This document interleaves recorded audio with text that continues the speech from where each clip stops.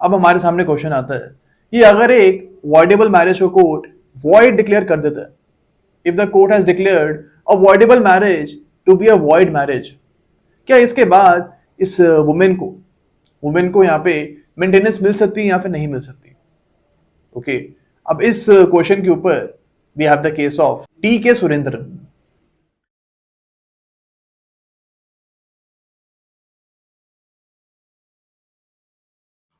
अब इस केस में बोला गया था कि अगर एक बार कोर्ट ने एक वॉइडेबल मैरिज को वॉइड डिक्लेयर कर दिए, then after this the court can not grant maintenance to the wife.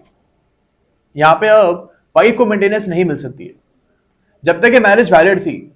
Till the time this marriage was valid, till that time the women could have applied for getting maintenance.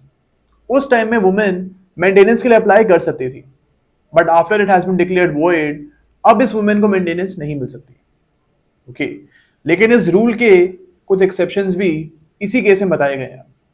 यहाँ पे बोला गया था that if fraud was played upon the women, अगर women के ऊपर fraud play किया गया था तो यहाँ पे even after the marriage has been declared to be void, void declare करने के बाद भी वुमेन को मेंटेनेंस मिल सकती है। ओके, अब इस केस में ये हुआ था कि जो हस्बैंड है, the husband was important at the time of marriage. जब मैरिज हुई थी उस टाइम पे इंपॉर्टेंट था।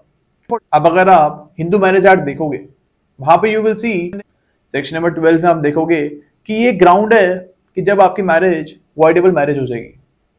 ओके, तो यहाँ पे वुमेन ने अप्लाई किया और अपने वॉइडेबल मैरिज को वॉइड डिक्लेयर करवा दिया।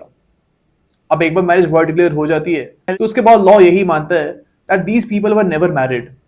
अब ये दूसरी शादी भी कर सकते हैं, इनकी पहली शादी का कोई वजूद नहीं रहता। तो यहाँ पे बोला गया था that if fraud was played upon the wife, अगर वाइफ के ऊपर फ्रॉड प्ले किया गया था तो in this case even after the marriage has been declared to be void, the wife can still get maintenance.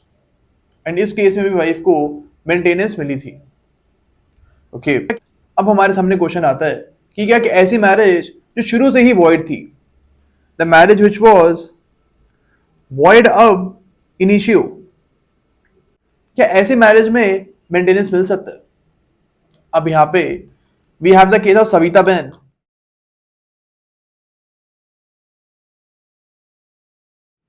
जो यहां पे सविता बहन का केस था, यहां पे बोला गया था कि अगर कोई ऐसी मैरिज है जो शुरू से ही वॉइड है, यहां पे मेंटेनेंस नहीं मिल सकती है।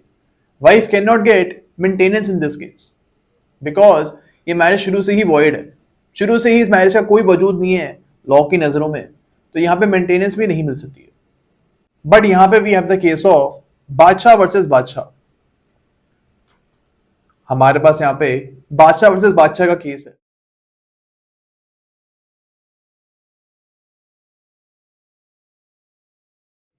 एंड इस केस में बोला गया था that if the wife has been duped, if the wife has been duped, अगर वाइफ को ड्यूप किया गया यानी इनके साथ फ्रॉड प्ले किया गया है, तो यहां पे even if the marriage was void up initio, still यहां पे मेंटेनेंस मिल सकती है।